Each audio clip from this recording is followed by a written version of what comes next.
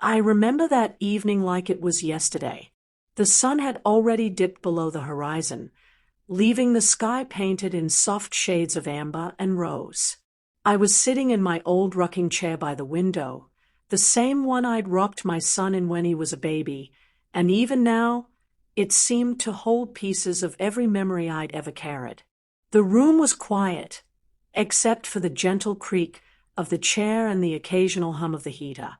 On the small table beside me sat my knitting, half-finished tiny baby booties, the yarn soft in my hands, waiting for the arrival of the newest member of our family. I had imagined this moment countless times, picturing the baby's tiny fingers curling around mine, the soft smell of new life filling the house. Then, my phone buzzed, a simple vibration that I almost ignored, thinking it was another routine message. But when I picked it up, my heart stopped. The screen lit up with a message from my son. I could feel the weight of the room pressing in on me before I even read the words. And then I saw it. "Mom, please don't come. Sarah doesn't want you there." I stared at the words as if they were written in a language I didn't understand. My hands trembled, my knitting slipping to the floor. The words weren't just text. They were a door slamming in my face. Tears welled up in my eyes, hot and sudden, streaming down my cheeks before I could even blink. I felt disbelief, heartbreak, and a deep, gnawing ache that went straight to my bones. My son, the boy I had raised with all my love and sacrifice, had asked me not to be part of the first milestone of his child's life. And it wasn't just him. It was her. Sarah, his wife, my daughter-in-law, the woman who was supposed to embrace family and continuity, had deemed me unwelcome. I set the phone down slowly, the trembling in my fingers refusing to subside. The room seemed to close in around me. My eyes wandered to the window, where the porch light flickered weakly in the dusk. Its dim glow cast long shadows across the wooden floorboards, making the familiar corners of my home feel strange and distant. I thought of the nights I had spent on that porch, watching my son play in the yard, dreaming of the day he would bring someone special home. And now, that same porch light seemed to mock me, highlighting the emptiness of the house and the space that no longer felt like mine. I tried to steady my breathing, but each inhale reminded me of the quietness that had settled over the house. The walls seemed to echo with memories of laughter, of birthday parties, of holidays celebrated together. And yet, tonight, there was silence. Not the comfortable silence of a peaceful evening, but the hollow silence of absence and rejection. I could hear my own heartbeat, loud in my ears, a reminder that the world I had known, full of family, warmth, and shared moments, had shifted in an instant. I picked up my knitting again, the tiny booties waiting for a baby I had longed to hold in my arms. Each stitch felt heavier than the last, weighed down by the reality of being told I was not wanted. I had imagined bringing these booties to the baby shower, placing them gently in the gift bag, watching my grandson's or granddaughter's eyes light up with curiosity and joy. But now, the image was shattered, replaced by the bitter taste of exclusion. I thought about all the times I had made sacrifices, working long hours, saving pennies, doing everything quietly and without expectation, just to ensure my son would have a life filled with opportunities one never had. I had imagined that my love would be enough to secure a place in this new chapter of his life. Yet I was, sitting alone, clutching my knitting, feeling as if every ounce of devotion I had poured into my family had been ignored, dismissed, and discarded. The tears flowed freely now, and I did not try to stop them.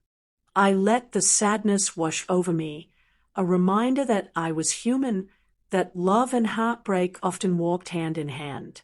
The flickering porch light seemed to reflect the turmoil within me, its wavering glow mirroring the uncertainty and pain I felt.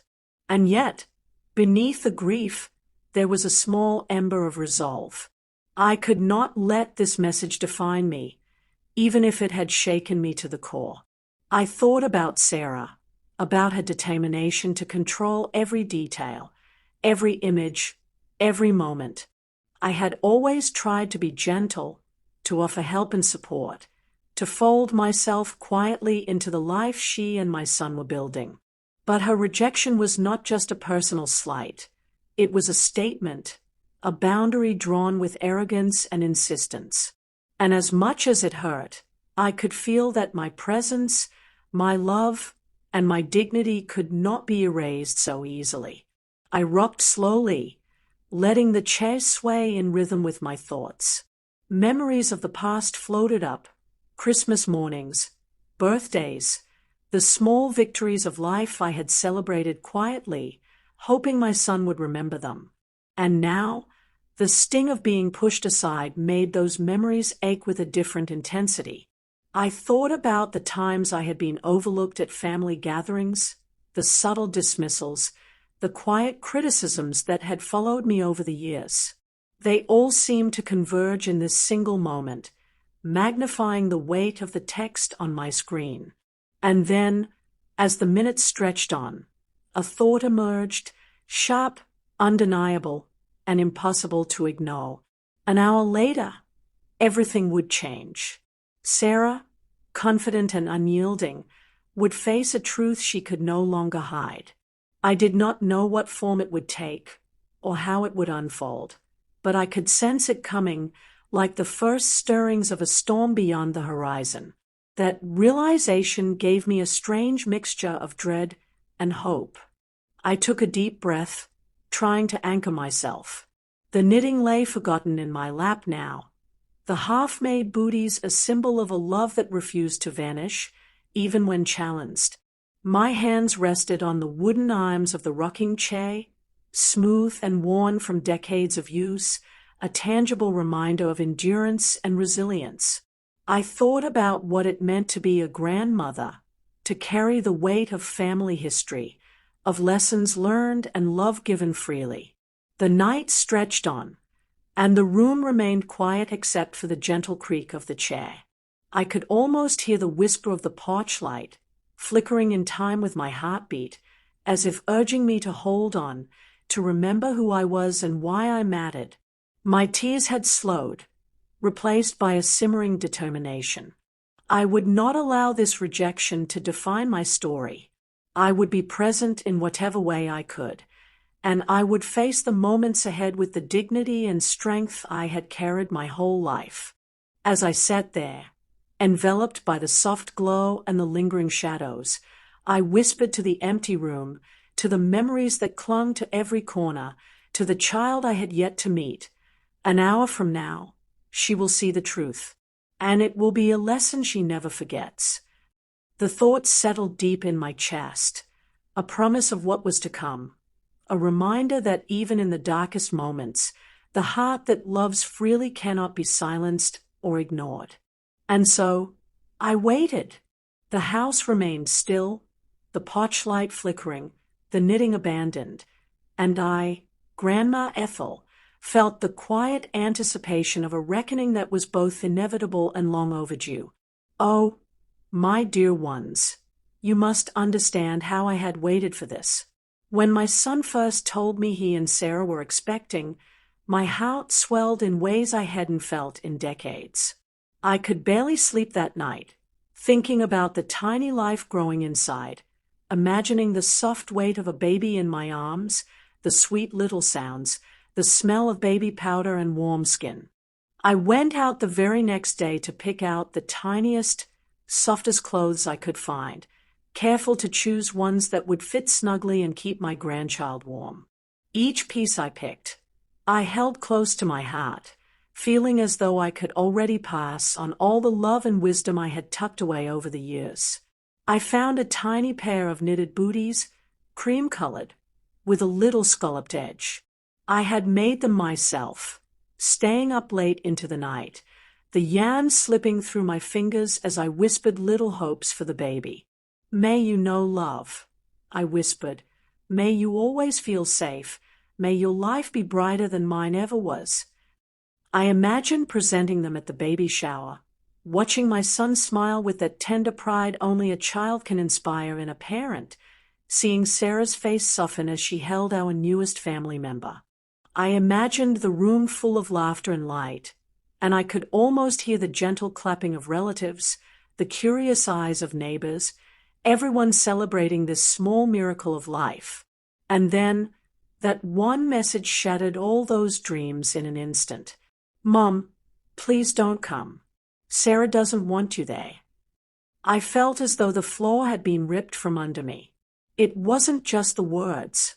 Mind you, it was the intention, the deliberate act of exclusion that cut deeper than any sharp object ever could. I remember sitting there, the booties in my lap, tears spilling over, and thinking about all the other times I had been pushed aside, not in grand gestures, but quietly, subtly, over years. The Christmases when I arrived with a pie and was met with cold nods. The birthdays where my son's other relatives leaned towards Sarah's preferences and ignored my suggestions. The holidays when my attempts to bring everyone together were met with polite but firm distance. Each of those moments had been a pinprick, a small wound, but now they had joined together to form a gaping, aching scar. Sarah's perfectionism, her need to control every detail, had always been there, though subtle at first. At family gatherings, she would guide conversations, carefully steering them away from topics she found unflattering or embarrassing. She never openly insulted me. Oh no, she was far too clever for that. It was the tiny digs, the criticisms thinly veiled as advice, the polite exclusions that weighed heavily over the years. I had tried to bend, to accommodate, to fold myself into her world without losing who I was. And now, in that moment, I realized that all my patience, all my efforts, had not earned me even the basic courtesy of being included in my own grandchild's celebration. I remember sitting by the window, looking out at the flickering porch light, the shadows dancing across the wooden floor like memories themselves, old and restless. I thought about the baby I had yet to meet, the love I had already sown into these little clothes and booties, and I felt the sharp ache of being kept at arm's length. How could they not see that family isn't built on perfection or appearances? That love, shared freely, is the foundation of everything. I had raised my son with those very principles, instilling in him the importance of kindness, generosity, and connection. And now, the very values I had poured into him seemed invisible, replaced by rigid rules and superficial ideals. I could not stop my thoughts from drifting back to the little moments, the small triumphs and struggles that had made our family what it was. I remembered the nights I stayed awake, listening to my son cough or cry, soothing him with lullabies my mother had taught me. I remembered the sacrifices I made, working extra shifts, saving every extra penny, just to ensure he had shoes that fit, books to read, opportunities one never had. Each stitch in the booties before me, each carefully folded outfit, represented decades of love, a legacy of resilience that I had quietly passed down. And yet, all of that, apparently, did not matter in the eyes of the woman who now dictated who was welcome in my family. And then I began to think about Sarah herself. Oh, I had watched her grow, ambitious and polished, a whirlwind of drive and determination. But she had never needed to fight for anything as I had, never had to scrape and struggle to keep a family afloat, never had to stay awake night after night to make sure a child was fed or a home was warm. She had been gifted the ease of life, the privileges I had never known. And yet, she wielded that ease with an iron hand, setting rules, drawing lines, excluding me from the most important day of all. How arrogance, I realized, was a shield for something deeper, a need to maintain an image, to protect herself from any vulnerability, even if it meant pushing aside those who loved her most. I could feel my chest tighten as I thought about the choices I had made. I had never asked for wealth or status, only to be allowed to love, to nurture, to be part of my family's joys. Yet here I was, rejected not for any fault of my own, but because someone else's pride demanded it. I thought of my son, caught in the middle, a boy who had grown into a man torn between love for me and loyalty to his wife. The ache of that knowledge was nearly unbearable, but I could not let it consume me entirely. I had to find a way to hold on to my dignity, to remember the love that had built our family even as it threatened to crumble around me. I sat with the booties in my hands, turning them over, feeling the softness of the yarn and the warmth of memories stitched into every loop. I whispered to the empty room, "Little one, I will meet you soon. And I will be here, even if they try to keep me away. Love cannot be locked out." The words felt like both a promise and a plea, a reminder to myself that my presence, even in absence, carried weight. And yet, even as I whispered, I could feel the tension in the air, the sense that something was shifting. The rejection, painful as it was, could not remain unchecked. I sensed that the world, in its strange way, was preparing to reveal a truth that had long been buried beneath layers of pride, control, and fear. I did not yet know what it would look like, only that it would arrive suddenly, unrelenting, and impossible to ignore. The night grew darker, and the porch light flickered more insistently, casting shadows that danced across the walls, as though the house itself were holding its breath. My heart, heavy with sorrow, also beat with anticipation. Something was coming. An hour from now, Sarah would confront a truth she could no longer hide. I could not yet see it clearly, but I felt it deep in my bones, a quiet certainty that justice, in its own mysterious way, was on its path. I sat there, holding the tiny booties, rocking gently in my chair, tears drying on my cheeks, heart pounding with both grief and resolve. The quiet hum of the house wrapped around me, and I whispered once more to the empty room, to the life growing unseen, to the son I had loved fiercely all these years. Little did I know, this was only the beginning of a storm that would test every ounce of my patience and love. And in that stillness, the first hints of change began to stir, like a whisper carried on the wind, promising that the story was far from over. Now, my dears, you must understand Sarah. To some, she might have seemed poised, polished, ambitious, the kind of woman who glides into a room and commands attention without ever raising her voice. And in many ways, that was true. But for me, sitting quietly in my little home, I could see the edges of her ambition, sharp and cold, and the way she carried herself as if the world owed her admiration. It wasn't all malice. Oh no, but it was a pride that never allowed room for humility, for softness, for love that wasn't wrapped in perfection.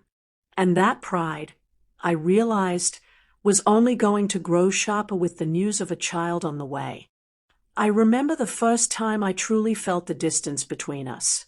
It was at my son's wedding. I had sewn a quilt myself, carefully choosing the patterns, colors, and stitches, each one a thread of hope, love, and blessings for the new family that was forming. I had imagined presenting it with my hands shaking not from nervousness but from the joy of being part of their life. When I offered it to Sarah, I watched her face. Oh, I watched it closely. That small smile that barely touched her eyes, the quick glance at my old-fashioned fabric choices, the polite nod that said more than words ever could. It was in that moment I realized she saw me not as a grandmother, not as someone with decades of love sewn into her hands, but as something quaint, a relic of a world she had left behind and, in her mind, needed to forget. From that day on, I began noticing the subtler things. At family gatherings, she would whisper in my son's ear, a tilt of the head here, a small frown there, guiding his attention, shaping the conversation. I would try to participate, offer a word, or fold myself gently into the discussions, but she had a way of redirecting the room, ensuring the spotlight always remained on her vision of what the family should be. I remember one Thanksgiving, bringing my homemade pumpkin pie, proud of the recipe that had been in my family for generations. Sarah took one bite, smiled politely, and said, "It's unique," with a tone that made the corners of my heart ache. Unique. That was her way of placing me outside her carefully constructed world, never outright cruel, but cutting enough to make you question yourself. Her disdain was not always spoken, but it was present in the air. I remember the way she looked at my old furniture, my modest home, my simple ways of living. She would shake her head slightly when I mentioned something as mundane as knitting or tending the garden, and her laughter, soft and sweet to others, carried a hint of judgment when she thought I wasn't looking. She believed that tradition, that history, that simplicity were burdens to be discarded, not treasures to be cherished. And in her mind, I was a reminder of all the struggles she had never known, all the hardships she had never faced, all the imperfections of life she had so carefully polished away. And then came the pregnancy. Oh, my heart swelled with love and anticipation, but with it, Sarah's control grew more pronounced. She began planning the baby's life as though the very universe depended on her perfection. Every choice of color, fabric, even the angle of the crib, seemed dictated by her need to curate an image, to control every perception, to avoid anything that might reveal imperfection. I could see the shift in her demeanor, the subtle tightening of her smile, the sharper tilt of her chin. Even the smallest gestures of mine, gestures meant to express love and support, were intercepted with suggestions that mine were not quite right or not suitable. I recall the day I went to visit her to drop off some of the tiny booties I had finished. I had imagined her smiling, a moment of connection, but instead, I was met with a wall of composure and quiet judgment. Her eyes, bright and calculating, scanned the items I brought, lingering on the little stitches that had taken me hours to perfect. "They're charming," she said, carefully choosing a word that could be read as a compliment or as a polite dismissal.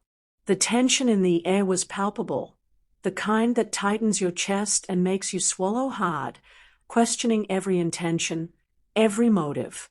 And though she spoke softly, every word carried the weight of exclusion, of control, of the subtle message that I did not belong. Over time, her pattern became clear. Invitations to gatherings were forgotten or misdelivered. Conversations with my son would end abruptly when I entered the room. Compliments were tempered with critique. And all the while, she maintained a veneer of civility, a careful mask to present to the world. But behind that mask, her ambition, her need for perfection, and her desire to control how environment grew, fed by the knowledge that she was shaping a family and a life in her image. Every choice, every smile, every polite nod was calculated to reinforce her authority, to subtly remind me and others where we stood in her hierarchy. I watched all of this with a mixture of sorrow and understanding. I knew her well enough to recognize that her actions were not purely cruel. They were protective of her own insecurities, her own fears of imperfection being exposed. And yet, the consequences fell heavily on me, the grandmother whose love had always been unconditional, whose patience had always been boundless, whose sacrifices had been countless. It was a strange and painful juxtaposition. The woman I had welcomed into my family with open arms, and the one whose pride slowly built walls between us, threatening to exclude me from the life I had helped create. I thought about the whispers, too, the quiet observations of neighbors and distant relatives. People who noticed how Sarah directed conversations, how she positioned herself as the arbiter of what was acceptable and what was not. Some of them would shake their heads gently, pity or quiet admiration in their eyes, while others whispered quietly, wondering if my son would ever see the imbalance, the subtle tyranny that had begun to form. I, of course, said nothing to anyone. I had learned long ago that patience, love, and dignity speak louder than gossip or anger. But inside, my heart ached with each deliberate slight, each carefully veiled criticism, each act of control disguised as concern. And yet, I could feel it. This pregnancy, this new life, would bring everything to a head. Sarah's pride, her obsession with maintaining the perfect image, would not allow for mistakes, for softness, for love that didn't fit neatly into her carefully measured world. And I, sitting in my quiet home with the porch light flickering and the knitting in my lap, knew that I had to be ready. Because by the time the baby shower arrived, Sarah's pride would lead her straight into a truth she could no longer hide. I could almost see it already, in my mind's eye, the moment when the carefully constructed image she had spent months building would falter, when the walls of control she had erected would shake, and when the undeniable truth of family, love, and shared history would demand recognition. She would not be able to hide it forever. And though I was filled with sadness at her disregard, I could not help but feel a small flicker of hope, knowing that the universe has a way of revealing truths, especially to those who try so hard to mask them. So I waited, as I have waited for so many storms in life, quietly, patiently, holding my love and my dignity close, preparing for the moment when the story would shift, when the quiet strength of a grandmother's heart would meet the pride of a woman who had underestimated the power of love. My dear ones, let me tell you a story. Not the kind of story you read in books or see in movies, but a story that lived and breathed in every corner of my small, worn-down home. It begins in a time when life was harsher, yet the heart's capacity for love seemed endless. I was just a girl, no older than 12, living in a little farmhouse where the wind howled through the cracks in the walls and the roof leaked whenever the rains came. We didn't have much, no luxuries, no shiny toys, no soft beds to sink into, but we had each other, and that, I learned early on, was everything. I remember walking barefoot through fields to fetch water, my little hands trembling with the weight of the pail, my feet sinking into the cold mud. I would see the horizon stretch endlessly, wondering if the world had space for a girl like me, a girl whose pockets were always empty and whose stomach ached with hunger more often than not. My mother, God bless her soul, did everything she could. She taught me that work was not a curse but a blessing, that even the smallest act of care could make a difference in someone's life. From her, I learned the rhythm of patience, the dignity in sacrifice, and the art of enduring hardship with a quiet heart. By the time I was 16, I had married. My husband, God rest his soul, was a kind man, though life seemed determined to test us at every turn. We didn't have much when we began, only a tiny home and a modest garden that fed us through the seasons. We laughed, we cried, and we dreamed. But dreams, my dears, are fragile things, and life has a way of tearing them apart in ways you never imagine. My husband passed away when our boy, my precious son, was barely old enough to walk without tripping over his own feet. In a single breath, my world shrank, leaving me with a child to raise alone, with only love as my currency and resilience as my companion. I had to work then, in ways I had never imagined. I would sew clothes late into the night, flickering lamplight casting shadows across my small room, mending tattered garments for neighbors, sometimes for pennies, sometimes for a warm meal. I remember holding my son close as I whispered bedtime stories stitched together from memory and hope, telling him tales of courage, of people who faced impossible odds, and still found a way forward. I wanted him to know that the world might be unkind, but love and perseverance could carve a path even through the thickest darkness. There were nights when hunger pressed against my ribs so sharply that sleep was impossible, but I would hide the pangs from him, tucking his little stomach close to mine, whispering, "Sleep, my baby. Tomorrow will be brighter." And somehow, by God's grace, it always was. I worked multiple jobs, cleaning houses, washing laundry, running errands, anything that could fill the tiny gap between survival and despair.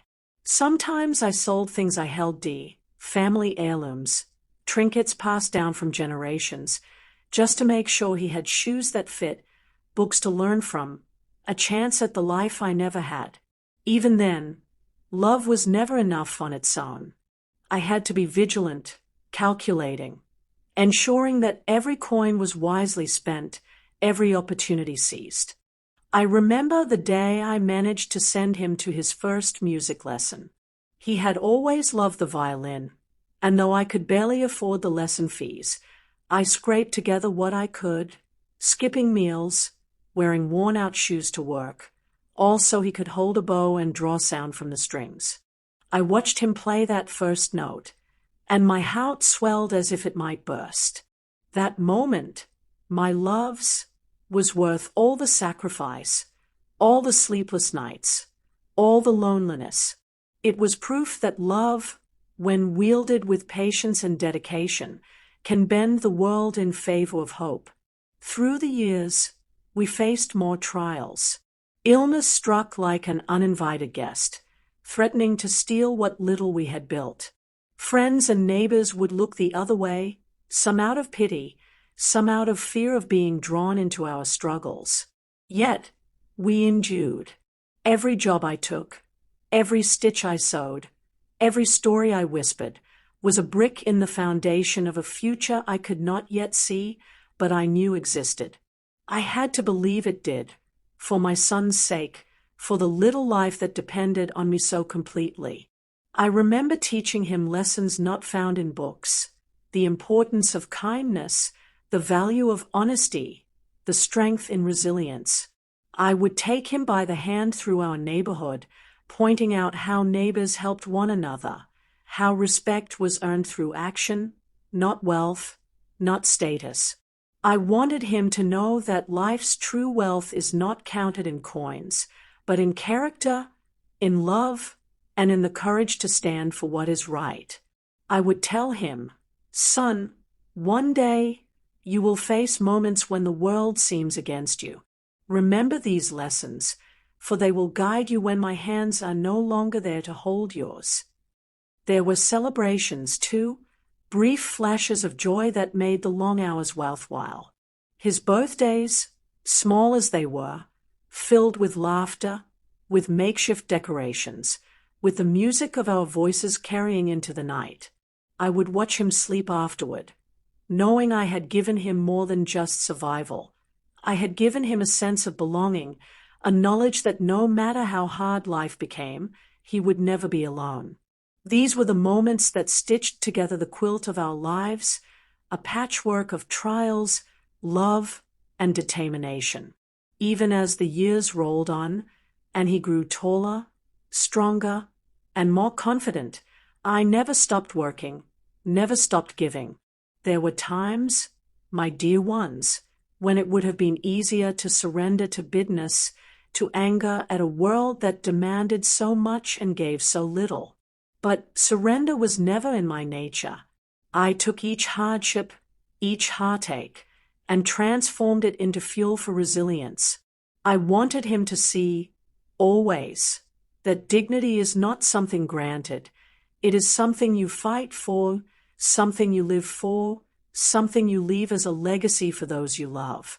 I recall the nights sitting by the window, the moon casting silver light over the garden, imagining the life I hoped my son would have. I would picture him as a young man, confident and capable, moving through the world with grace and integrity, a reflection of every lesson, every sacrifice, every ounce of love I poured into him. And yet, even in these visions, there lingered a shadow, a fear that despite all I had given, despite every stitch, every story, every sleepless night, the world might still turn in ways I could not predict. And then came the news of Sarah, the young woman my son chose as his life partner. I welcomed her, of course, with all the warmth my heart could muster, hoping that she would see the love, the care, the sacrifices that had shaped the man I had raised. But from the beginning, there were subtle signs, gestures, words, moments that spoke of judgment, of distance, of a desire to control. I noticed them, quietly, patiently, hoping that time and shared love might bridge the gap. I told myself, as I often do when faced with challenges, that patience and understanding are the finest teachers. I continued to knit, to cook, to write little notes filled with love, small tokens of my heart offered freely, without expectation. I reminded myself that hearts can change, that pride can soften, and that love, when persistent and true, can pierce even the most carefully constructed walls. And yet, nothing prepared me for the message that would come one quiet evening, breaking the rhythm of my routine and piercing through the small sanctuary I had created in my home. My own son's words, simple yet devastating. "Mom, please don't come.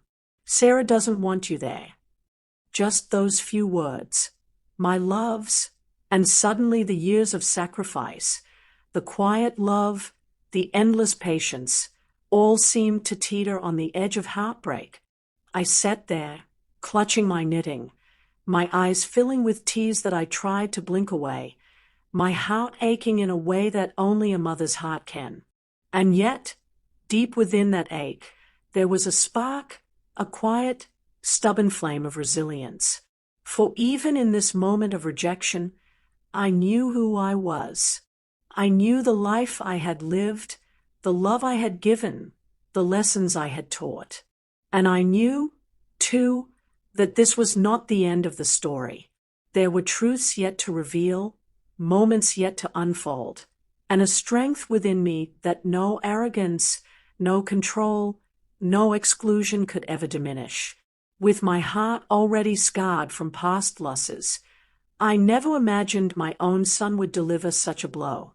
And yet, as I sat there, rocking gently in my chair, the lamplight casting warm shadows across the room, I felt the stirring of something I had felt many times before in my long life, the knowledge that even in the darkest moments, love and dignity endure, that resilience is born not from ease, but from trial, and that a grandmother's heart, though tender, can withstand storms the world cannot even imagine. And so, my dear ones, that is how I waited, how I breathed, how I held on to the quiet strength that had carried me through decades of challenge, preparing for the moment when the story would shift, when love would confront pride, and when the truth, undeniable and profound, would finally come to light. My dears, let me tell you how the storm began to take shape. After that heartbreaking message from my son, I tried, as any mother would, to reach out. I picked up the phone, my hands trembling as I dialed his number, hoping that perhaps a kind word, a gentle reminder of love, might soften the tension. But no sooner had I said hello than I heard Sarah's voice cutting through the line, crisp and commanding. She was the one who spoke, dictating the conversation with a precision that left no room for my words, my heart, or my presence. My son, usually warm and attentive, simply followed her lead, apologetic but distant. I listened, silent and hurt, as she explained, in words chosen to be polite, yet sharp enough to wound, that my attendance at the baby shower would ruin the vibe.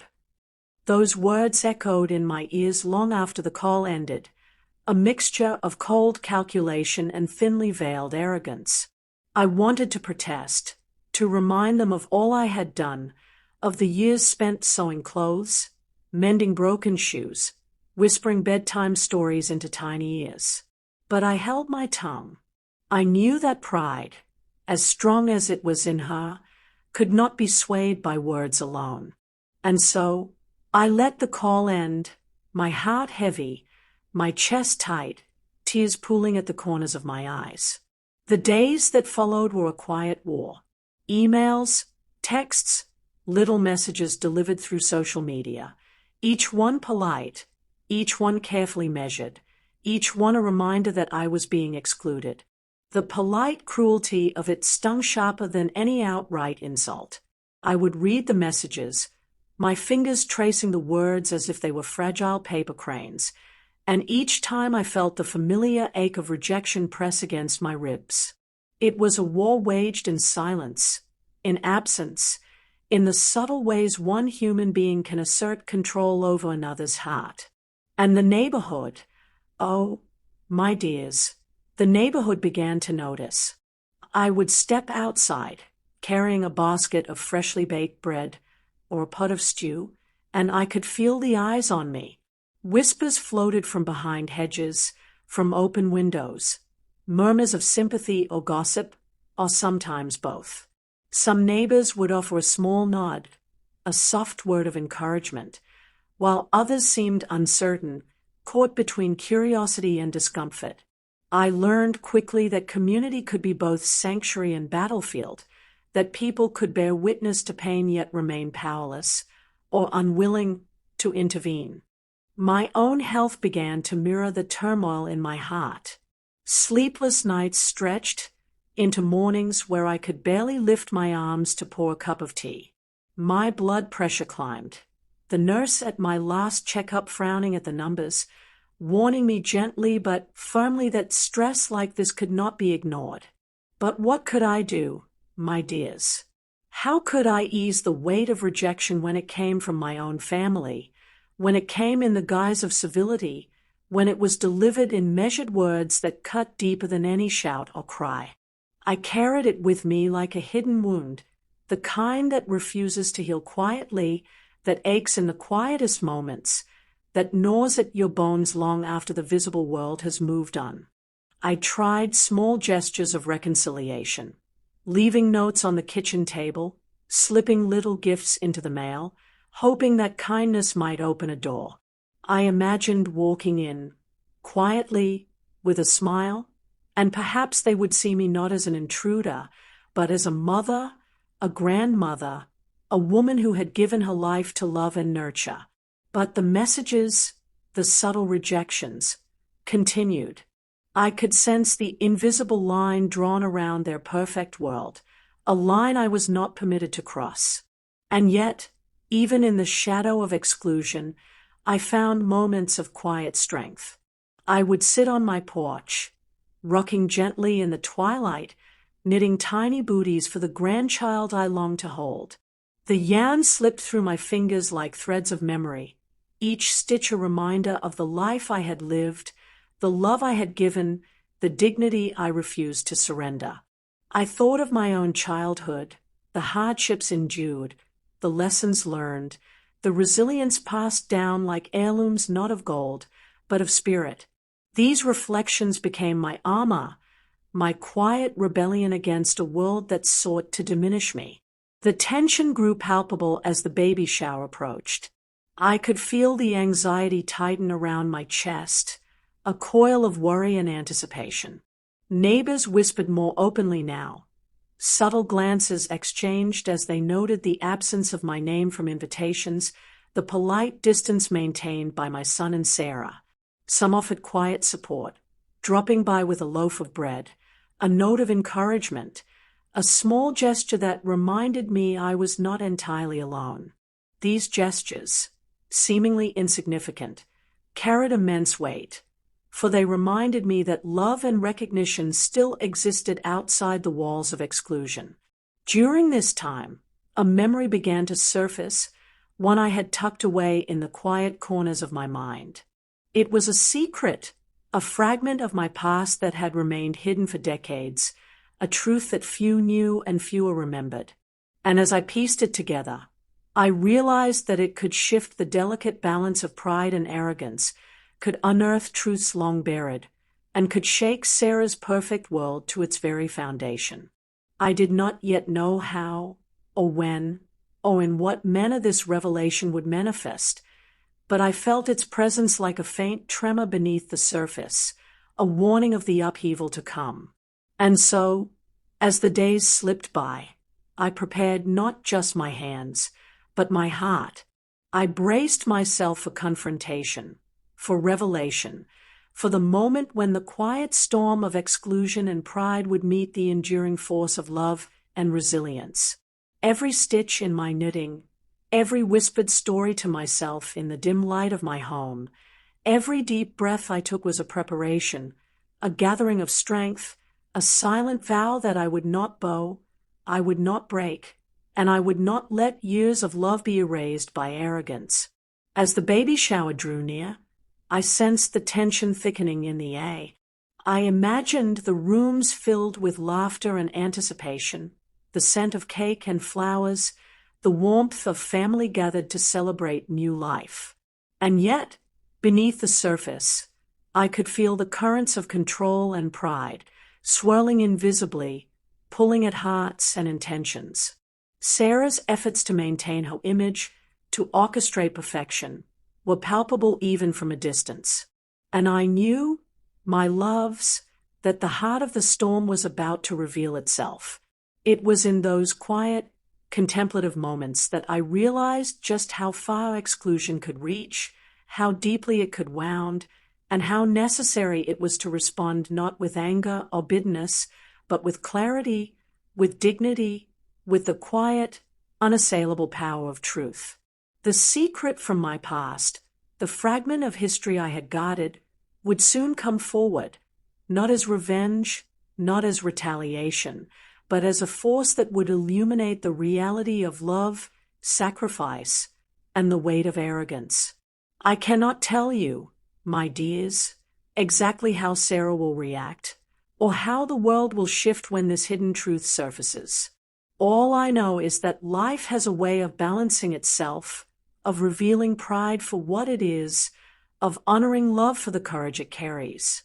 And as I sat, night after night, knitting quietly, listening to the wind outside and the faint hum of distant voices, I felt the stirrings of change, the faint heartbeat of justice, the whisper of a revelation that would shake the very foundations of a household built on carefully constructed perfection.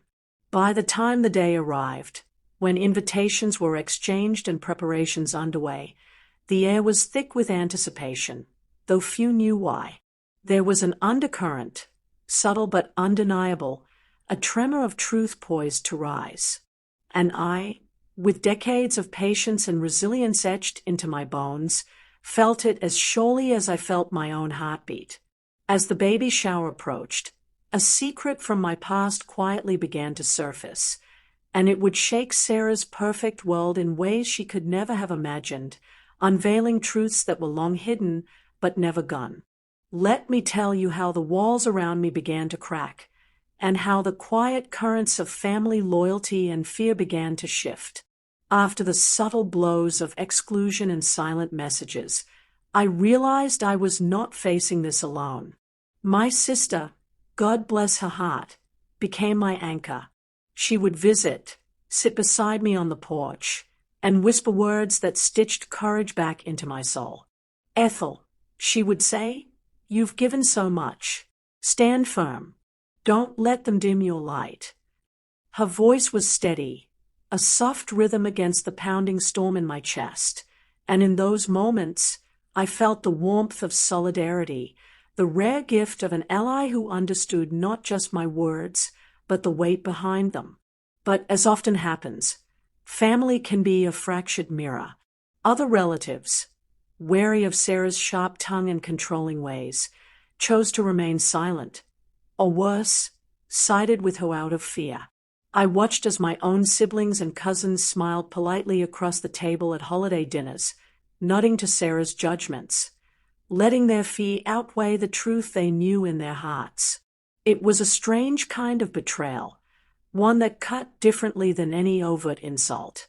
This wasn't maliciousness in the raw, it was the quiet complicity of those too cautious to risk disapproval. And my heart ached, not just for myself, but for the subtle decay in bonds I had long held sacred. The most vivid scene, however, came during a family dinner that should have been joyous. Plates clinked, silverware shuffled, yet tension sat like an uninvited guest at the head of the table. Sarah, ever the orchestrator, turned her attention to me with a cool smile, a touch of condescension in her eyes. "Oh, Ethel," she said, lifting her chin as if demonstrating superiority, "your little traditions are quaint, but really, it's time to move on. No one needs the old ways to dictate modern life." The words were sugar-coated, but beneath that sweetness lay a cutting knife. She laughed lightly, and the room seemed to echo with it, her mockery bouncing off walls that once felt like sanctuary. My hands trembled slightly under the table, a familiar old ache rising from my chest, but I did not rise to anger. I let her words hang in the air, letting the quiet dignity of my restraint speak louder than any argument could. It wasn't just ridicule that marked the evening. Later, I overheard whispers of plans I had feared but hadn't fully imagined. Discussions of selling my childhood home, a place where I had grown up, a place where the very walls had absorbed decades of memory and love.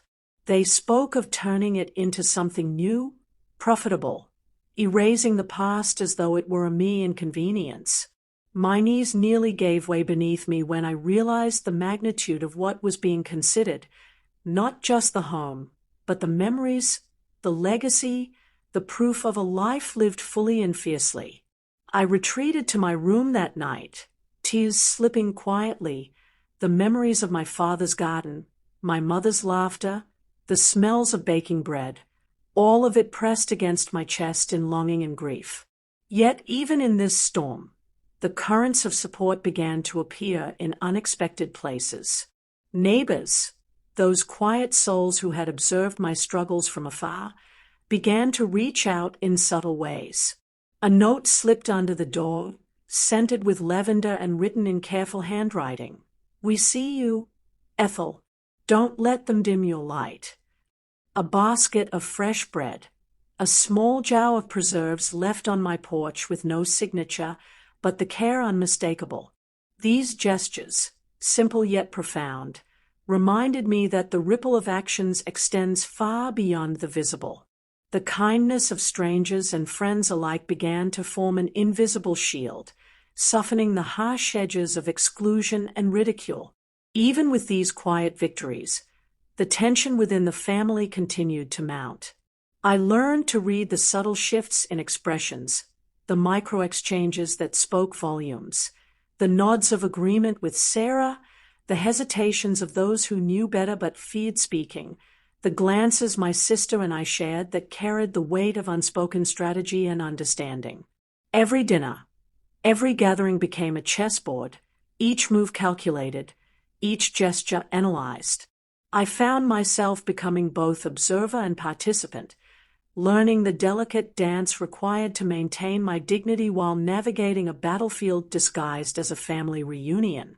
And then, one afternoon, as I was sorting through old letters and photographs tucked away in the attic, I stumbled upon something that made my heart skip a beat.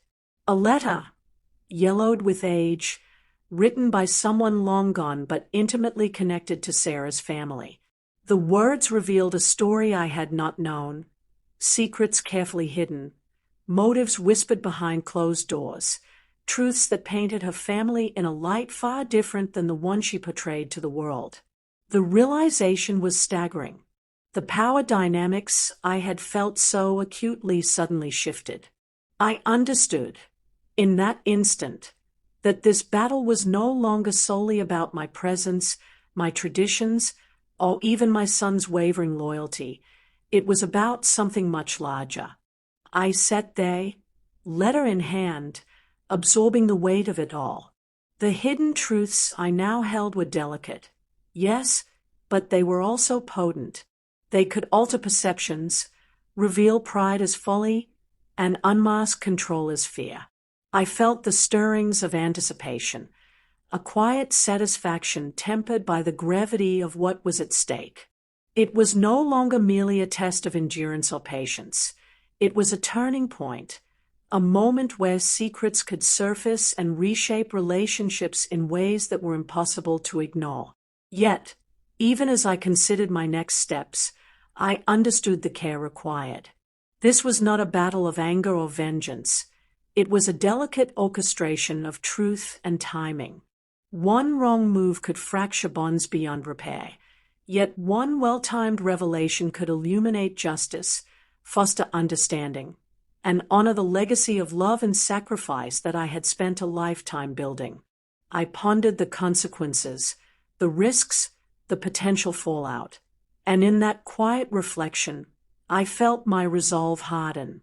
By the time the sun set that evening, painting the sky in shades of amber and rose, I had made a quiet vow to myself.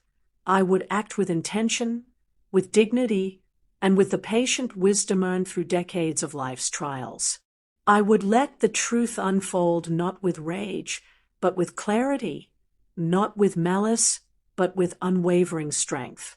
I could sense the lines being drawn, the boundaries becoming clear, and I understood that when the moment came, Sarah's pride would have no choice but to confront the reality she had long ignored. And so, my dears, as I rocked in the dim glow of my lamp that night, I held the letter close, feeling its weight and the power it carried. Allies and betrayals, kindness and ridicule, fear and courage, all of it had converged to this point. I knew that the next move would define not just the immediate conflict, but the legacy of love, dignity, and resilience that I had worked so tirelessly to preserve. When I uncovered a hidden truth about Sarah's own family, the lines were drawn. And this time, it wasn't just about me. My darlings, I can still see it like it was yesterday, the morning of that baby shower. My hands trembled as I clutched the quilt, the very quilt my mother had sewn for me when I was just a girl, the quilt that had warmed generations. I had patched it and stitched it with my own hands, weaving not just fabric but decades of love, sacrifice, and family memory into every square. I knew I wasn't invited, that my son had told me to stay away, and that Sarah would prefer I vanish from their perfect little world. But something inside me, something older and fiercer than fear, whispered that some truths could not wait, some voices could not be silenced. I remember stepping out of the car and taking a deep breath. The air was crisp, carrying the scent of freshly cut grass and the faint aroma of pastries from the party inside. My heart thudded against my ribs, but my resolve was steady. I walked to the door, the quilt wrapped carefully in my arms like a shield, and knocked. There was a pause. Then the door opened, and there she was, Sarah. Her perfectly coiffed hair, her forced smile, the air of control surrounding her like a cloud. "Ethel," she said, a flicker of surprise in her eyes. "What? How did you?" I didn't answer. I stepped inside, quiet and deliberate, and laid the quilt on the center table, letting its weight, its history, and its meaning speak before my voice did. I began softly, my words deliberate and measured, yet carrying every ounce of my years, my love, my struggle. "This quilt," I said, "was made by my mother for me, and I have sewn into it the stories of our family, of the hardships endured, of the sacrifices made, and of the love that binds us." I paused, letting the room absorb the warmth of my voice and the significance of the gift. I have lived my life putting family first, sometimes at the cost of my own comfort. I have worked through nights, given up pleasures, sold what little I had, also that those I love might have the life they deserved. And yet, I am told my presence would ruin the vibe of this celebration, that my love, my sacrifices, my very existence are inconvenient. The room was still. I could feel the tension stretch taut, like a string ready to snap. I continued, letting the memory of every sleepless night, every tear shed quietly in the dark, every moment I had spent preserving dignity and love flow through my words. I raised your father alone after his father passed, I said, my voice catching slightly. I mended clothes, sewed his shoes, whispered stories of courage at bedtime so he might grow knowing that love is not measured by wealth or power, but by endurance and care. I could see the guests shifting, eyes widening, hearts leaning towards something they had sensed but never truly acknowledged. The subtle stirrings of empathy, recognition, and silent applause moved through the crowd, gentle yet undeniable. And then I addressed Sarah directly, though without venom, only truth. Sarah, I understand you want perfection, a flawless image, a controlled celebration. But love, real love, is messy. It is imperfect. It is sacrifice and patience and forgiveness, and that cannot be erased by social norms or fears of judgment. Her smile faltered. Her carefully constructed mask of control cracked just enough for her to show the surprise and perhaps the shame that she had tried so hard to conceal. I could see it in the tightening of her jaw, the quick glance to the floor, the subtle lowering of her eyes. The power in the room had shifted, imperceptibly at first, then unmistakably. The guests, neighbors, friends, even distant relatives who had been quietly observing, began to nod, murmuring their agreement. They remembered the kindnesses I had shown, the meals prepared, the hands held through sickness and heartbreak, the quiet support given to those around me. My son, standing slightly behind Sarah, looked as if the wind had been knocked from him. His face paled, his eyes wide. "Mom," he stammered, I didn't, but the words failed him. He saw, finally, not just the quilt or the speech, but the lifetime of love and dignity that had brought me here, uninvited yet unwavering. His mistake became clear in the reflection of everyone's eyes, and a quiet understanding began to form. I allowed a pause, letting the emotion swell in the room, not for dramatic effect, but because the truth deserved time to breathe. I do not seek revenge, I continued, nor do I wish to create shame. I only wish to remind you all, and especially you, my dear son, that our bonds, our family, are built not on wealth, perfection, or appearances, but on love, resilience, and the care we offer one another when it is hardest to give. And today, I offer you this quilt as a symbol, not of past mistakes, but of what endures when hearts are true. Tears glistened in my eyes, but I felt strength coursing through me, a warmth that replaced fear and hesitation. The room was silent except for the occasional sniffle, the soft intake of breath, the weight of recognition pressing gently against Sarah's pride. Guests began to speak softly, sharing quiet words of acknowledgement, small affirmations that carried immense power. "She's right," whispered one. "All those years, all she gave," another nodded in agreement. The ripple had become undeniable. The tide had shifted. Sarah's voice finally broke through, small, hesitant, almost lust. "Ethel, but she could not find the words to repair the walls her own pride had built. The room held its breath, waiting for a sign, a gesture, a crack in the facade. I saw her struggle, and I held no malice, only the gentle force of truth and memory. The quilt lay between us like a bridge, a testament to endurance and the invisible threads of love that cannot be erased by fear or arrogance. And then, quietly, almost imperceptibly, My son took a step forward. "Mom," he whispered, voice low, remorseful. I didn't see. I didn't understand." His eyes glistened, reflecting the gravity of realization, the dawning comprehension of the sacrifices that had always surrounded him. I let that moment linger, the slow unfolding of understanding, of recognition, of the quiet power of presence. The guests leaned in, the atmosphere charged not with anger, but with reflection, with the kind of reverence that comes when history, memory, and truth converge in a single, undeniable moment. I took a deep breath and concluded softly, "Today is not about punishment. It is about remembering, about knowing that love, patience, and dignity are never wasted, and that those who try to suppress them may only discover, too late, that these qualities are stronger than any wall of pride or control." As I gathered the quilt in my arms once more, I felt a gentle shift in the room. The porch light of our family legacy flickered back to life, warm and steady, illuminating faces that had once been tense with fear, suspicion, or judgment.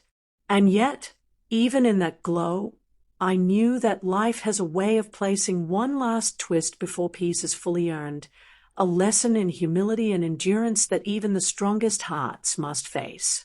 I rocked back in the quiet corner, the memory of the morning still vivid, the sound of small, supportive murmurs echoing, my heart full yet vigilant. I knew that this confrontation, this act of standing tall in the face of exclusion, had shifted something fundamental.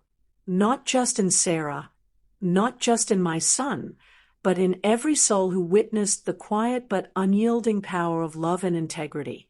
And still, as the day wound on, as guests whispered among themselves and my quilt became a center of conversation, I knew that the final act of revelation, the twist that would seal the lesson, humble pride, and reveal the truth completely, had yet to unfold.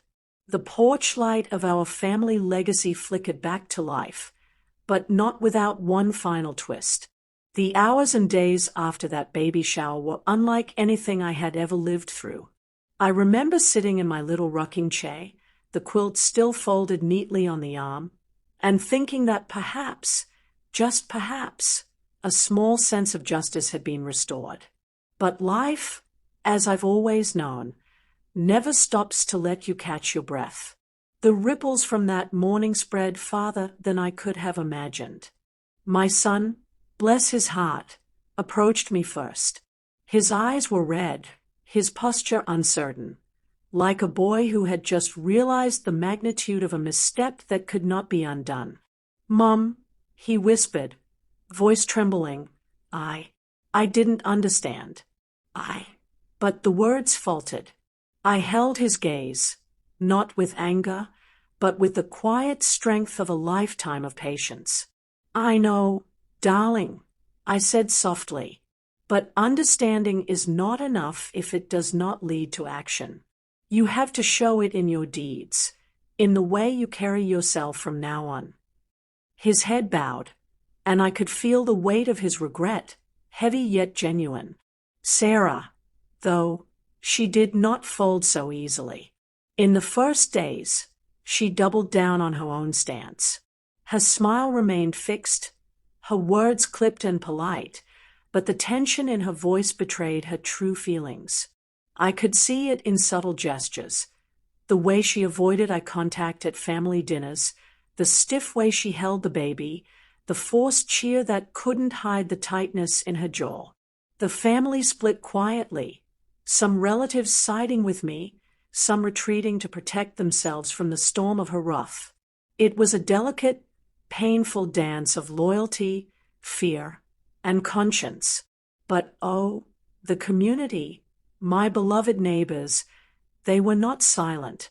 Word had spread of that quilt, of my words, and of the truth laid bare in that room. Small gestures began. A pie left on my doorstep with a simple note, "We see you, Ethel." A neighbor stopping by with flowers and a kind smile, whispering, You reminded us all what family really means. Even the local grocer mentioned it in passing, shaking his head at Sarah's arrogance and marveling at the dignity I had maintained. Slowly, the whispers of support grew louder, carrying the warmth of validation that only those who truly understand sacrifice can offer. Then came the baby's birth. My son called me, nervously, hesitantly, to tell me I could visit. I remember stepping into the hospital room, the scent of antiseptic mingling with the soft perfume of new life, and seeing my grandchild for the first time. Tiny fingers wrapped around mine, fragile yet unyielding, and in that instant, the world narrowed to a single truth. Love persists, even when tested, even when denied. I held that little life close, and as I looked up, I saw Sarah's eyes soften, just slightly, though pride still lingered. It was a small victory, but a victory nonetheless. The community, too, seemed to rally quietly around this turning point. A small gathering at my porch light became a ritual of sorts, neighbors sharing stories, laughter mixing with the soft glow of lamps and candles, affirming the values of honesty, care, and dignity. The whispers of Sarah's karma circulated gently, not as malice, but as acknowledgement that pride unchecked can blind even the most confident hearts. Some came to me privately, sharing their admiration, recounting the ways they had been touched by my persistence and love. It was humbling, yes, but it also reminded me that resilience has a way of inspiring even the quietest souls. Amid this fragile peace, I found moments to reflect on my own journey, the sleepless nights, the endless labor, the small sacrifices that had paved the way for my son's life, and, now, my grandchild's arrival. I thought about the weight of history, of family legacy, and how one act of courage, one moment of standing tall, could ripple far beyond what we imagine. It was a reminder that life is rarely simple, that justice is rarely immediate, but that dignity always leaves its mark. And yet, even as these days unfolded with tentative warmth, a shadow lingered in the corners of my mind.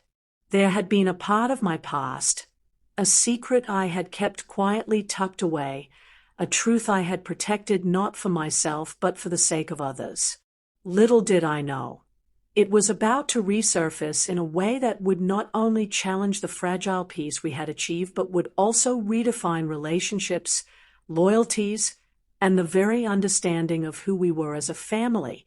I remember one evening, the house quiet except for the soft hum of the heating lamp, sitting with the baby nestled in my arms, the quilt draped over my lap, and thinking about how easily the world can shift in a single moment.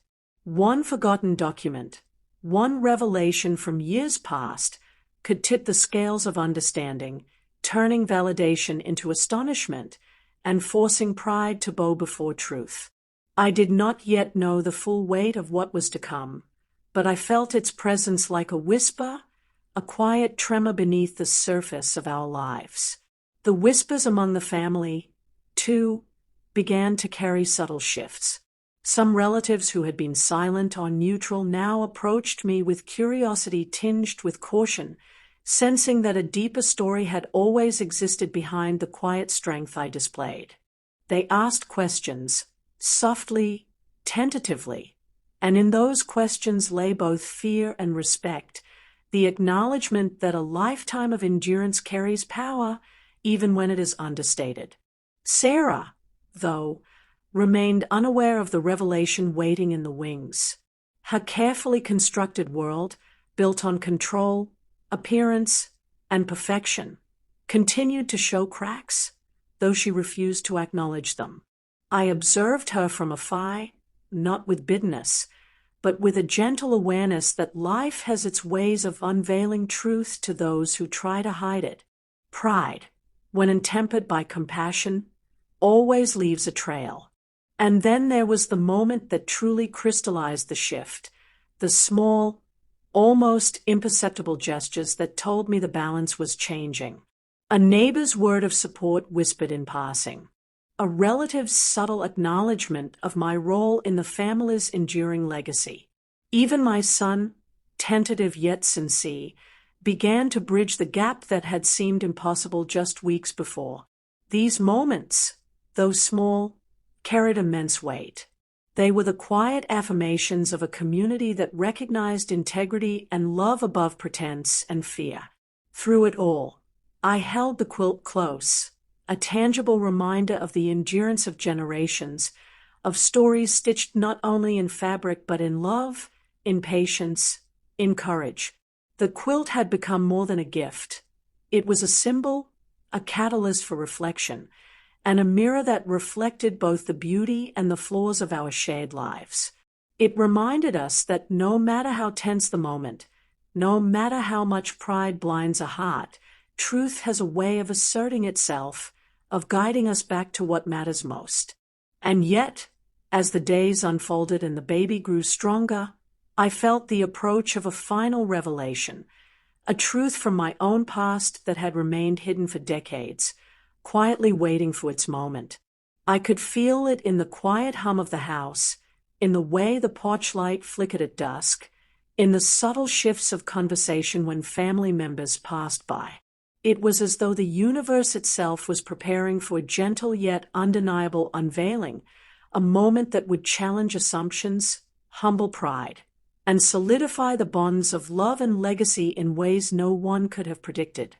So, my dear ones, as I rocked gently in the evenings, listening to the baby's soft breaths, feeling the warmth of the quilt around me, I knew that peace, real, enduring peace, was within reach. And yet, I also knew that life, in its infinite complexity, never allows for true closure without a final test, a final revelation that ensures the lessons of love, dignity, and resilience are fully understood. Peace seemed within reach, yet a final revelation from my past would redefine everything. If you had been sitting here with me on that old rocking chair, the lamp casting its warm glow across the room, you would have seen the moment I decided it was time to tell the story I had carried quietly for decades. I had never boasted about it, never flaunted it, for love, real love, does not need applause. But now, with the fractures in my family laid bare and the echoes of hurt still lingering in the air, I knew the moment had come. You see, long ago, after my husband passed and left us to navigate the world alone, I inherited a small sum from an uncle I hardly knew. It was not much to anyone else, just a collection of bonds and savings tucked away, gathering dust in the bank. But to me, it was a chance to give my son something I never had, a foundation, a start that could lift him beyond the limits I had faced.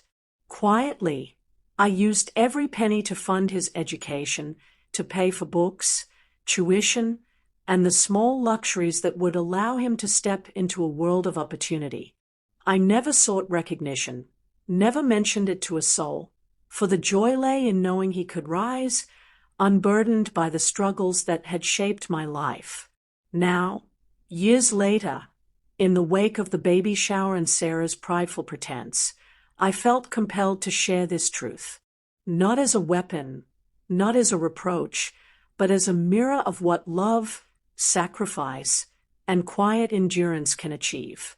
I gathered my family in the parlor, the same room where so many of our stories had unfolded, and I began to speak. My voice was steady, though the memories pulled at me like tides, tugging gently at the edges of my resolve. I never told you, my son, I said softly, about the inheritance I received long ago. I never told anyone. I didn't want it to matter, but I used it to make sure you could walk into the world with a chance I never had. I paused, letting the weight of my words settle. Some faces shifted uncomfortably, some eyes widened with surprise, and some, I could see, filled with shame.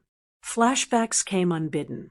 I saw myself, years younger, hunched over the kitchen table, sewing late into the night by lamplight, counting out bills to pay for tuition. I saw the nights I walked past neighbors' parties I could not afford, whispering encouragements to my son, believing that small sacrifices would blossom into a future beyond our small home.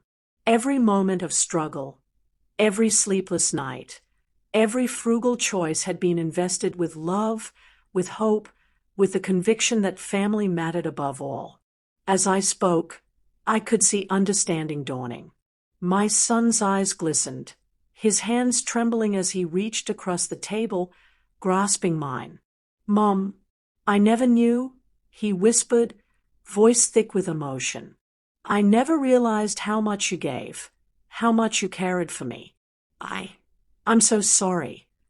And in that moment, the boy I had raised, the man I had nurtured through hardship, finally saw me, not as an inconvenience, not as an old woman in the corner, but as the architect of his life, the quiet force that had shaped him. Even Sarah, at first stiff and defensive, began to shift.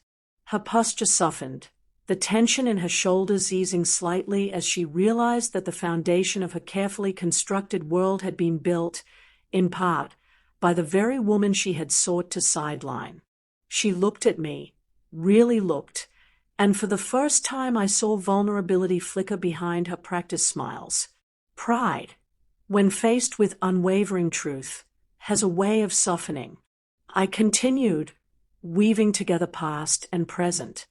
I spoke of my youth, of the struggles that had tempered me, and of the countless moments when love had required sacrifice. I reminded them that family is more than appearances, more than wealth, more than status. It is the enduring care we offer one another, often silently, often unseen. Each word carried the weight of decades, and each pause allowed them to reflect on the many unspoken acts that had kept our family afloat. Forgiveness, too, began to take root. I forgave my son for the hurtful messages, for the hesitation, for the blind spots of his own pride. I forgave Sarah, gently, for her arrogance, her need for control, her attempts to rewrite the narrative. Forgiveness was not forgetting. It was acknowledging the truth, accepting human frailty, and allowing space for growth. And as the room grew quiet, I felt the soft stirrings of something I had longed for: recognition, understanding, and the fragile beginnings of reconciliation. Neighbors who had come to witness these private moments, some of them quietly supportive, some curious, began to understand as well. The power of legacy, of quiet perseverance, resonated beyond the walls of our home. They saw, as I had always hoped they would, that dignity is not loud or brash, but steady, unwavering, and ultimately transformative. And still, I knew the story was not yet complete. With the truth now revealed, the path to healing opened, but it required one last act of courage. It would demand that pride be set aside entirely, that forgiveness be extended fully, and that the bonds of family be renewed not just in words but in deeds. The final chapter, my dears, was approaching, and it would ask of us all a measure of bravery as profound as any I had known. As I looked around the room, I felt the presence of the generations behind me and ahead of me, the hands that had stitched quilts, the voices that had whispered encouragements, the hearts that had carried love silently for decades. This revelation, this uncovering of the hidden legacy, was more than a confession. It was a bridge, a way to reconnect, to honor the past, and to secure a foundation for the future. I ended that evening quietly, letting the gravity of the story settle in the hearts of those present. The air was thick with emotion, a mixture of humility, surprise, and the beginnings of understanding. The weight of hidden sacrifices had finally been acknowledged, and in that acknowledgement lay the promise of renewal. With the truth laid bare, the path to healing opened, but it required one last act of courage. Come closer and let me tell you what happened after that day. The day I finally shared the secret I had carried so quietly for so long. You see, the truth has a way of shifting the ground beneath our feet, of opening doors we never dared to knock on. That night, the room that had been heavy with tension, regret, and unspoken words began to breathe again. It started with my son. Oh, how he looked at me. Really looked like he was seeing me for the first time as the woman who had carried him through every storm, every sleepless night, every moment of fear and hope. "Mom," he whispered, his voice catching, "I never realized. All these years, and I didn't understand. I am so sorry." And with those words, the tightness in my chest began to ease just a little. Forgiveness had already been there in my heart, but hearing it spoken aloud felt like rain on dry soil. Sarah, too, could not ignore the weight of what had been revealed. Her pride, which had once seemed unshakable, began to soften. I watched her, young and bright, but finally humbled by the reality that her attempts to control, to exclude, to curate a perfect image were nothing compared to the quiet love that had built the foundation of our family. I did not say this to humiliate her. Oh no, my dears. Love does not humiliate.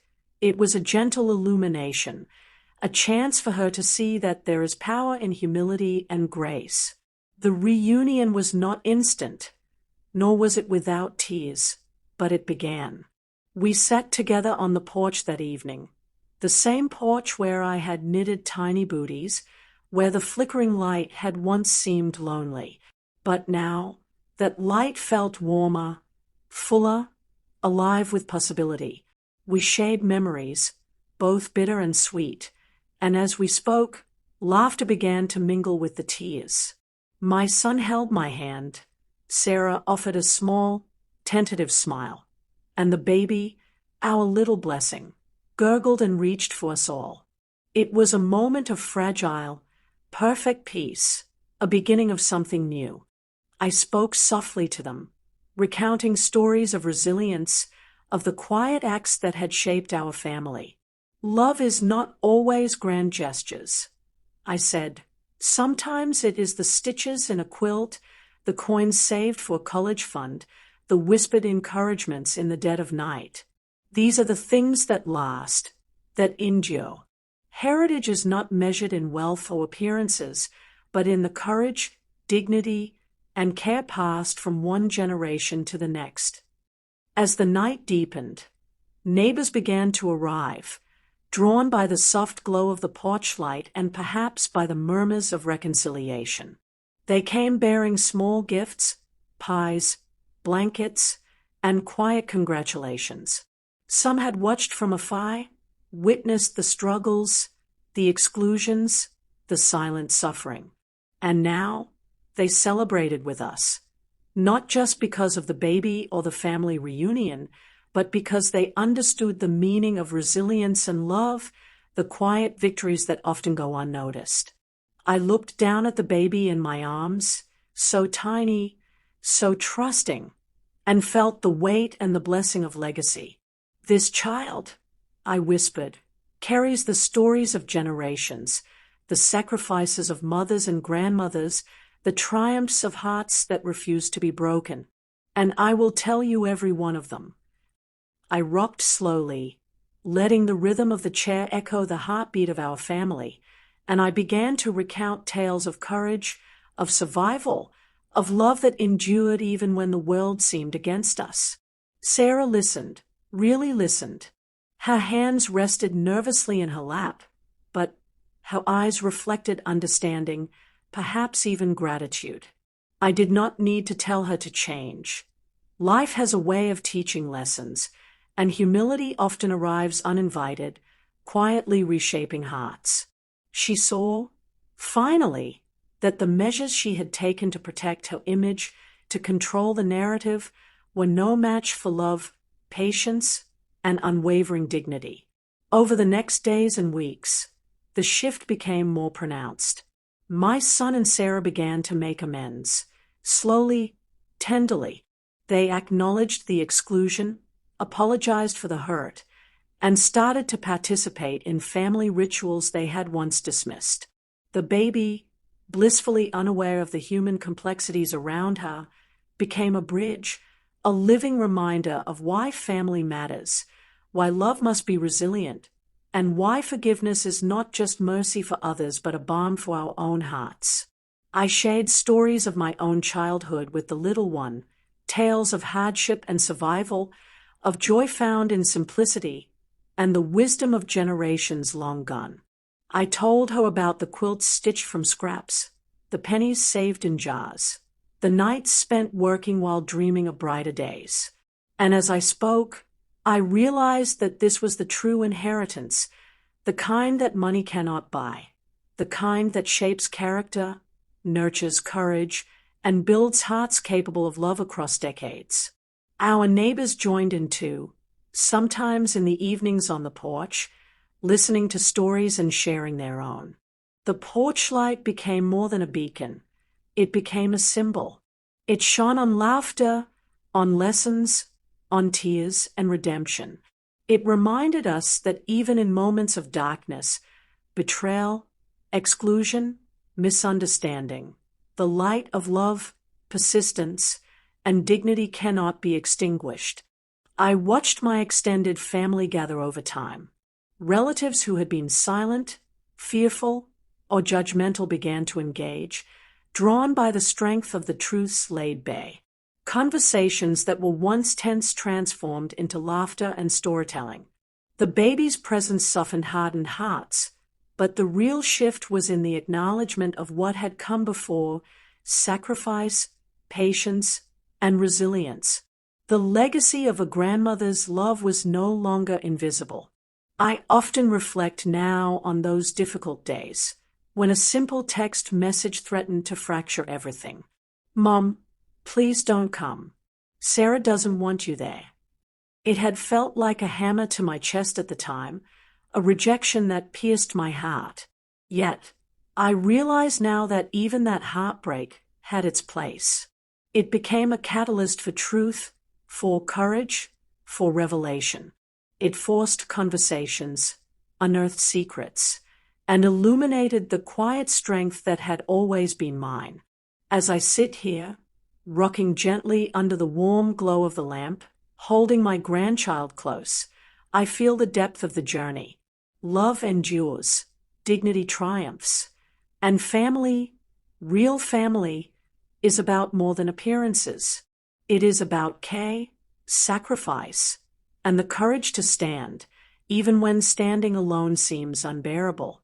I see the joy in my son's eyes, the softening in Sarah's demeanor, the wonder and innocence in the baby's gaze, and I know that the porch light of our legacy continues to burn brightly. Even the neighbors who had watched quietly, who had whispered and speculated, began to nod, smile, and share their admiration. Social validation came not from applause, but from recognition of truth, of patience, and of love that refused to falter. They brought meals, offered congratulations, and shared their own stories of resilience, echoing the narrative that had unfolded within our family walls. And yet, my dears, the story is never truly finished. The light of the porch, the lessons of love and dignity, continue to ripple outward. Each night, as I rock the baby and recount tales of sacrifice and courage, I see the impact. The child will grow with an understanding that life is not always fair, that people falter, and that true strength lies in forgiveness, resilience, and the willingness to love despite betrayal.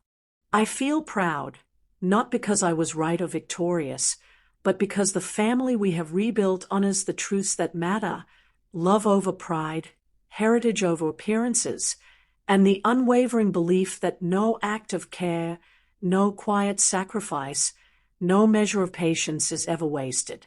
The lessons we pass down, my grandchild will carry forward, shaping generations yet unborn. The evenings on the porch continue to be filled with stories, some joyful, some tinged with sorrow, but all rooted in the reality that love, dignity, and patience are the true legacies we leave behind. The quilts, the coins, the whispered words. They endure in ways more powerful than any money or status ever could. I watch my family, neighbors, and even strangers as they engage with these lessons, and I am reminded that the smallest acts of love can illuminate the darkest nights. And so, as the lamp casts its warm glow, and the baby drifts to sleep in my arms, I whisper softly, "Remember, no amount of greed, no act of betrayal can ever dim the light of a mother's love. It lives on in stories, in courage, in hearts that refuse to break." I see the light reflected in eyes young and old, in faces eager to learn, and in hearts ready to forgive. The porch light flickers gently, as if nodding in agreement, a quiet witness to the enduring truth. Family is built not from perfection, but from love, resilience, and the courage to face hardship with dignity. Every stitch in the quilt, every penny saved, every sleepless night, all these have contributed to a legacy that cannot be erased. And now, my dear ones, as the baby breathes softly and the house is filled with warmth and understanding, I know that the porch light of resilience will continue to shine. The lessons, the stories, the love, they are passed from one generation to the next, eternal and unbroken. We have survived betrayal, we have endured exclusion, and yet here we are, stronger, wiser, and more united than ever before. So I rock gently, letting the rhythm echo through the room, through the family, through the generations. And I tell the baby, and I tell you, my listeners, carry this light, let it guide you, and remember that love and dignity always outshine anger, greed, and pride. No, my dears, it cannot be dimmed, and it never will. Let me tell you how the story continued long after the porch light first shone on our little family. You see, the baby I held that night has grown now, and every day I see pieces of her learning from the stories I shared. She doesn't always remember my exact words, but she remembers the heart behind them, the lessons stitched into every quilt, whispered in every lullaby, and carried in every hug. From the very beginning, I made sure she knew where she came from, not just her parents, but the generations before her who had struggled, sacrificed, and loved without asking for recognition. I told her about the small victories that sometimes go unnoticed, the coins saved in jars for college, the hours spent sewing tiny clothes by lamplight, the nights when hunger knocked at our door but love held us together. These, I said softly, are the treasures that matter more than anything money can buy. She would sit in my rocking chair beside me, her little fingers tracing the patterns on the quilt I had brought to that baby shower. Her eyes wide, she asked questions, innocent, curious questions about why people could be cruel, why pride sometimes blinded those we love, and why family could feel distant even when blood tied us together.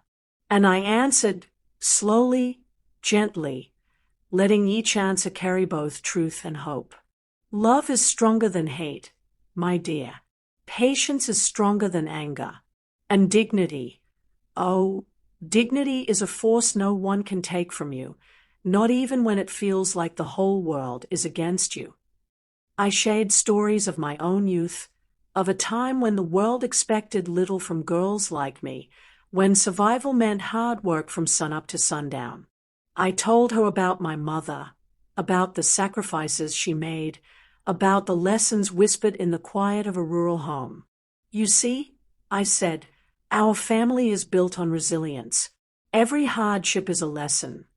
Every tear is a teacher, and every act of love leaves a mark that can never be erased. As she grew, I noticed how she carried these lessons into the world. She stood tall in the face of small injustices. She spoke with courage when others hesitated. and she treated others with respect even when respect was not returned. I watched with quiet pride as the values of resilience, integrity, and family unity began to take root in her heart. She didn't need to know every detail of the betrayals and heartbreaks I endured. She only needed to understand the strength we gained from them, the dignity we maintained, and the love that never faltered. I also spoke to her about the contrast she would encounter, the pull of modern life, with its hurry and its distractions, versus the traditions that sustained us for generations. It's all right to embrace new ideas, I would tell her, but never forget the old ways. Never forget the hands that built the life you inherit and the love that quietly carried you through even when the world seemed cold. I wanted her to see that progress and tradition need not fight each other. They can walk side by side, each lending its own strength to guide the heart. Sometimes, neighbors would gather on the porch while we spoke, drawn by the warmth of the stories and the flicker of the lamp. They would nod in understanding, laugh at a familiar mischief, and shed quiet tears at moments of sorrow. And the child, my grandchild, watched it all. She learned to listen, to absorb not just words but the rhythm of life, the cadence of patience, and the weight of history carried gently through the voice of a grandmother. We spoke often about betrayal and forgiveness. I did not sugarcoat it for her. She needed to know that people could hurt you, sometimes even those you love most. But I also taught her the power of letting go, the strength of choosing love over revenge, and the courage it takes to stand tall with dignity intact. There will be times, I said, when your heart feels heavy, when pride and pain whisper that you should lash out. Listen to them, but do not follow them. Love and patience will guide you better than anger ever could. I told her stories of the neighbors who had quietly supported me during my darkest days, of the small gestures that had mattered so much, a pie left on the doorstep, a note of encouragement tucked under the porch light, a hand extended when no one else noticed. These acts, I explained, show that even in a world that can be cruel, kindness endures. And when you are kind, even quietly, you build a legacy that touches more hearts than you realize. She asked often about Sarah, about the woman who had once excluded me, and I explained gently, people sometimes act out of fear or pride, and it is not always your job to punish them. Sometimes, the best lesson is to hold your ground with love, to let truth and patience do the teaching. She nodded, absorbing the lesson as naturally as she absorbed her favorite lullabies, understanding that true power lies in restraint and grace. We also spoke about mistakes, our own and those of others. I shared with her how I had erred in judgment, how my love sometimes blinded me to reality, and how courage had been required not just to endure betrayal, but to confront it with dignity. Mistakes, I told her, are lessons disguised as troubles. They teach us humility, patience, and the strength to rebuild what has been broken. Over time, these stories became rituals. Each evening, we would sit under the warm glow of the lamp, and I would recount a tale or a memory. Sometimes it was laughter that filled the air, sometimes tears, but always there was a heartbeat of resilience, a pulse of family that tied generations together. My grandchild would repeat phrases I had spoken, echoing the lessons with her own voice, a bridge between past and future. The child grew to understand that family is not only about blood, but about trust, love, and shared history. I showed her old photographs, quilts, letters, and keepsakes, explaining the significance of each. She saw the marks of perseverance, the faded ink on a letter, the worn edges of a quilt, and she learned that every sacrifice, every day, every act of patience has lasting value. We also discussed community and how our actions ripple outward. I shared stories of neighbors, of small kindnesses and support networks that had lifted me in times of need. Never underestimate the power of a helping hand, I said. It is in these small acts that the soul of a community is built, and it is these lessons that you will carry forward. She listened intently, her eyes wide with understanding, as the foundations of compassion and empathy took hold. As she grew older, I noticed how she navigated her world differently from other children. She approached challenges thoughtfully, weighed consequences carefully, and sought to understand before judging. She had inherited more than stories. She had inherited perspective, the ability to see life's complexities, and the wisdom to act with care. And I knew that, one day, she would pass these lessons to her children, just as I had passed them to her. In quiet moments, I reflected on the contrast between my life and hers. I had walked long miles, carried heavy burdens, and endured exclusion and disappointment. She, meanwhile, carried the gift of those lessons, the foundation of resilience laid brick by my patient hands. And I felt peace, knowing that the struggle had been worth it, that the legacy of love and endurance would continue long after my own days were done. I also reminded her that family will sometimes disappoint, that betrayal can come from those closest to us. But the measure of a person is not in holding grudges, but in learning to rise above, to maintain dignity, and to extend love even when it is difficult. She would nod thoughtfully, absorbing the rhythm of my voice and the weight of my words, carrying forward not bitterness, but wisdom. Our evenings together became a tapestry of lessons: resilience in hardship, grace in adversity, patience in conflict, and the enduring power of love. I taught her that true legacy is built not from wealth or recognition, but from values lived and shared. Every story, every memory, every act of kindness became a thread in that tapestry, one that would wrap around her heart and guide her throughout life. Even as the world around her changed, faster, louder, more demanding, she carried our traditions, the wisdom of the past, and the quiet strength that had defined generations. She learned to navigate modernity with the lessons of the old world, understanding that balance, perspective, and integrity are keys to a meaningful life. And so, my dears, as I watch her grow, I am reminded that the stories I tell are not just entertainment or nostalgia. They are a map, a guide, and a living inheritance. Through her eyes, I see the values endure: patience, love, dignity, and the courage to rise after every fall. The porch light we kept burning for so long continues to shine in her, illuminating paths I may never walk again, but ensuring that the light of our family legacy persists. I tell her often, carry these lessons in your heart. Let them shape your choices, your actions, and the love you give. Remember that every hardship can teach, every betrayal can strengthen, and every act of kindness can ripple farther than you imagine.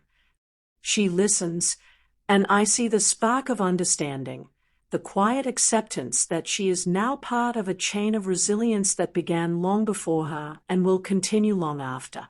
The porch light flickers gently each evening as we share these moments, a witness to history, to lessons learned, and to the promise of a future shaped by love and integrity.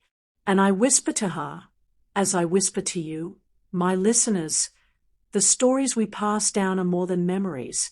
They are legacies, guiding lights, and treasures that will outlive us all. Through these reflections, I know that the next generation will not only hear my tales, they will live them, carry them, and, in their own way, pass them on. And that, my dears, is the greatest victory of all, to see the seed of resilience bloom, nurtured by stories, patience, and love, ensuring that the light of family and heritage shines brightly for generations yet to come. Now that you've sat with me through the years of love, struggle, and little triumphs that shaped our family, let me tell you why this story, the baby shower, the heartbreak, and the unexpected truths, matters so much. It isn't just about a party, a snub, or a moment of cruelty. It's about the quiet strength that carries us through life, the sacrifices made in the shadows, and the enduring light that guides the next generation. That evening, when my son asked me not to come, I could feel the weight of years behind that one message, the subtle exclusions, the unspoken judgments, the distance grown between us. And yet, it was also the moment when change began, the tiny spark that would ignite understanding, humility, and, finally, healing. I remember sitting in my rocking chair that night, the lamp casting soft shadows across the room, the porch light flickering outside like a heartbeat. I held the quilt I had carried to that baby shower, a patchwork of memories of our family's trials and triumphs stitched together with love. I thought of the tiny booties I had begun knitting, the hopes I had held for my grandchild, and the life lessons I longed to pass down. In that quiet moment, I realized that even when we are pushed aside, our love, patience, and integrity can speak louder than any words of exclusion. And my dears, that is the truth I want you to carry with you. Every grandmother, every parent, every elder who has labored quietly, who has given without expectation, who has loved fiercely even when hurt, our stories matter. They illuminate paths for those who come after us. They teach resilience, compassion, and dignity. They remind the world that true strength is not in wealth or control, but in the courage to endure, to forgive, and to nurture life with unwavering love. You see, when I finally stood at that baby shower, uninvited yet unbowed, holding my quilt and speaking from the heart, something remarkable happened. The tension in the room shifted. Eyes widened, whispers faded, and the truth could no longer be hidden. My son's regret became visible, Sarah's pride wavered, and those who had stood on the sidelines felt the ripple of courage and love. It was not just a victory for me. It was a reminder that every act of patience and dignity has power. And now, as I sit here telling you this story, I see the same lessons in the faces of my grandchildren, in the neighbors who nodded with understanding, and in the quiet, lasting change that comes from standing firm in one's truth. The baby born that day became a symbol not just of new life, but of legacy. A legacy built on resilience, on heritage, and on the love that cannot be measured or diminished by petty pride or fleeting cruelty. So, my listeners, what I hope you take away is this. Every small act of sacrifice, every quiet gesture of love, and every lesson imparted across generations is a light. It is the porch light of family, the beacon that guides hearts through storms, misunderstandings, and disappointments. And just like that flickering light, it may dim at times, but it never truly goes out. It shines in our actions, our words, and in the stories we tell. I want you to think of your own grandmothers, mothers, or elders. Think of the sacrifices they made, the guidance they gave, and the love they poured into your lives quietly, without fanfare. Perhaps they were overlooked, forgotten, or misunderstood. Perhaps they faced their own baby shower moments, times of exclusion, betrayal, or silent suffering. Yet they endured, and in that endurance, they left a map for you, a map of values, of resilience, of love that transcends hurt. If this story touched your heart, I ask you to carry it forward. Share it with your family, your friends, and your community. Let it be a reminder that dignity and love are always worth holding on to, that standing firm in truth can change hearts, and that the sacrifices of those who came before us are treasures to be honored. I also invite you to engage with this story in your own way. Comment below. What is your grandma's untold story? What moments of quiet heroism, love, or resilience have shaped your life? By sharing these stories, we honor them, we validate their struggles, and we ensure that their lessons live on. And yes, subscribe to this channel, like, and share, because stories like these are meant to be passed on. They are not just tales, they are legacies. When you hit that share button, you are helping to keep the porch light glowing, to make sure that generations who have yet to come can learn from the courage, patience, and love of those who came before. Remember, my dears, the baby shower betrayal was painful. Yes, but it was also the catalyst for renewal. It showed the fragility of pride, the endurance of love, and the transformative power of truth. And as I tell you this, rocking gently in my chair, I hope you can feel the heartbeat of our family, the lessons, the love, and the unyielding spirit that no challenge can ever extinguish. In the quiet of your own home, perhaps tonight, think of your elders. Call them, visit them, listen to them. Ask them about their struggles, their joys, and the lessons they've learned. Their stories are priceless, and in hearing them, you keep their legacy alive. You honor their sacrifices, their triumphs, and the love that has shaped your very being. So, my dear listeners, as we close this chapter together, know this: no act of love, no sacrifice made in quiet courage is ever wasted. Even when overlooked, even when misunderstood, the light shines. Every grandmother, every elder leaves a trail for you to follow. And it is in walking that trail with respect, understanding, and gratitude that we ensure their light continues to guide generations to come. And now, I leave you with this gentle reminder: every grandmother's sacrifice, every act of patience, every story told under the flickering glow of a porch light, they are the foundations of tomorrow. Carry them forward. Teach them to your children. Let them inspire acts of kindness, courage, and love in a world that often forgets the quiet strength of those who came before. Thank you for listening. Thank you for letting me share my story. And thank you for helping to keep the porch light glowing. May you honor your elders, treasure their lessons, and carry their love forward. And now, I ask again, from the bottom of my heart, what is your grandma's untold story? Share it, keep it alive, and let the light of her life continue to shine through yours.